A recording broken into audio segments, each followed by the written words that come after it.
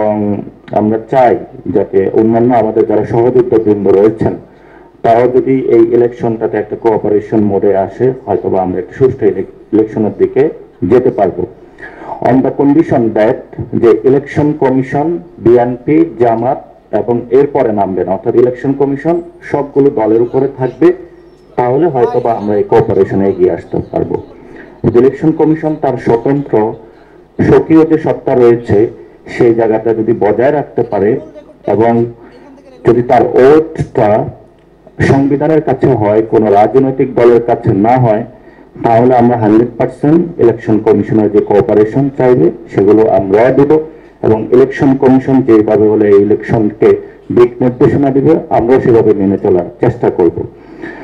আমরা চাই যে আপনারা দ্রুত গতিতে গণভোটের বিষয়ে, যেহেতু এখনো আপনাদের সরকার থেকে এখনো নির্দেশনা আসে না কিভাবে বাস্তবায়ন করবেন, কি আপনারা এটা সরকারের কাছে আবেদন জানাইতে পারেন। সময় খুবই স্বল্প এবং এটা অনেক দিন পরে যেহেতু বাংলাদেশে হচ্ছে। দ্বিতীয় যে বিষয়টি, যে আমাদের যারা, আমরা যখন দল গঠন করেছিলাম, আমাদের যারা নারী সহযোদ্ধাবৃন্দ রয়েছে তাদের প্রতি প্রতিদিন সাইবার হ্যারাসমেন্টের আমরা শিকার হচ্ছি। ইলেকশনের সময় এই জিনিসটা আরো বেশি হয়। তো সেই ক্ষেত্রে আপনারা এটা নিয়ে স্পেশালি যারা উইমেন সেকশন রয়েছে তাদেরকে কিভাবে এটা থেকে সেভ করা যায়, একটা মনিটরিং সেল যদি আপনারা গঠন করে দিতে পারেন, রিয়ালি এটা আমাদের জন্য অনেক ভালো হবে, কারণ বাংলাদেশে বড় একটা সংখ্যক এখন নারী রয়েছে। বিজলি কেবলস এর স্কিন কোটেড ইনসুলেশন আগুন প্রতিরোধী। বিজলি কেবলস, নিরাপদ আজীবন। এখানে এই সংস্কার কমিশনের মধ্যে আমরা প্রস্তাবনা রেখেছিলাম যাতে নারীদের বড় একটা অংশগ্রহণ বাংলাদেশে এনশিওর করা যায়।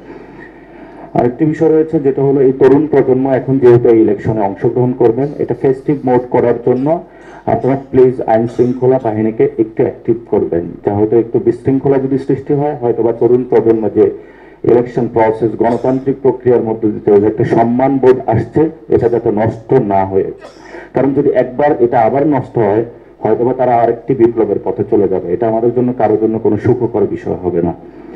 একটা বিষয় হচ্ছে যে প্রবাসী ভোটারদের যে প্রসেসটা, এটা নিয়ে আমরা ইলেকশন কমিশনকে বেশি সিরিয়াসনেসের জায়গা দেখি নাই, কারণ আপনারা এখন যে প্রসেসগুলোতে যাচ্ছেন একটা টাইম, লিমিটেড টাইম দিয়েছেন। আমরা বলেছি যে এটা লিমিটেড টাইম না করে একটু বৃদ্ধি করার জন্য বা প্রসেসগুলো অনেক আগে চালু করার জন্য যদি এটা করতে পারতেন তাহলে হয়তো বা প্রবাসী ভোটারদের টার্ন বা আউটটা রেশিওটা অনেক বেশি পড়তো। এখন টার্ন আউটটা অনেক কম হবে, পরে আপনারা বলবেন যে প্রবাসী ভোটার বেশি পড়ে না, আমরা এটার পেছনে টাইম ওয়েস্ট করতে চাই না। তো প্রবাসী যারা ভোটার ডায়াসপোরাতে রয়েছে তারা আমাদেরকে অনেক বেশি কনসার্ন জানিয়েছে। সো আপনারা একটু সিরিয়াস হয়তো এটা দেখবেন।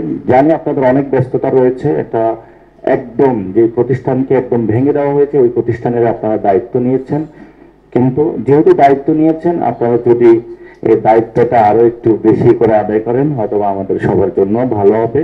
পরিশেষে বলবো, প্রতীকটা কিন্তু একজনের পরিচয়।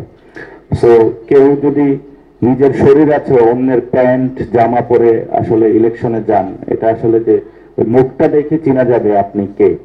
সেজন্য আমি বলবো যারা রাজনৈতিক দলের এখানে ব্যক্তিবৃন্দ রয়েছেন, দীর্ঘ সময় পরে আমাদের সামনে একটি সুযোগ এসেছে যে নিজ নিজ প্রতীকে নির্বাচন করে নিজ নিজ স্বকীয় জায়গায় নিজ নিজ পরিচয়টা জানানোর আমাদের সুযোগ এসেছে।